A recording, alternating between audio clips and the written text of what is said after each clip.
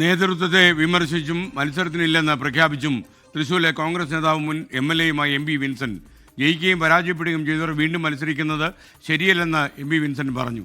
കോൺഗ്രസിന്റെ നില മാറണമെങ്കിൽ പാർട്ടിക്കുള്ളിൽ മാറ്റം വരണമെന്നും MP വിൻസെന്റ് പ്രതികരിക്കുന്നു.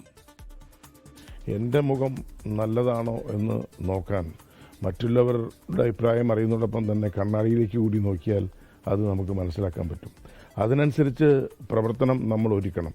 നമ്മളിൽ കേടുകളുണ്ടെങ്കിൽ, നമ്മളിൽ വേണ്ടത്ര പോരായ്മ ആണ് ഉള്ളതെങ്കിൽ അത് മാറ്റം വരുത്തി ഒരു പുതു മുഖത്തിന് വേണ്ടി രക്തത്തിന് വേണ്ടി നമ്മൾ ശ്രമിക്കണം.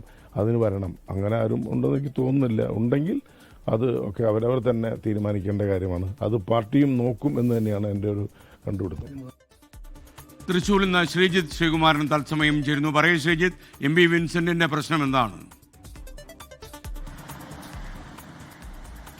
SKN ഒല്ലൂർ സീറ്റിൽ മത്സരിച്ച് ആദ്യ തവണ വിജയിക്കുകയും പിന്നീട് K രാജൻ എന്ന CPIയുടെ ഇപ്പോഴത്തെ റവന്യൂ മന്ത്രിയോട് പരാജയപ്പെടുകയും ചെയ്തയാളാണ് ഒല്ലൂരിലെ മുൻ MLA കൂടിയായ MP വിൻസെന്റ്. MP വിൻസെന്റിന്റെ പ്രധാനപ്പെട്ട പ്രശ്നം അദ്ദേഹത്തിന് ഇത്തവണ സീറ്റിലെന്ന് ഏതാണ്ട് ഉറപ്പായി കഴിഞ്ഞു. അദ്ദേഹം തന്നെ നേരിട്ട് അങ്ങോട്ട് പറഞ്ഞു എന്നാണ് പറയുന്നത്.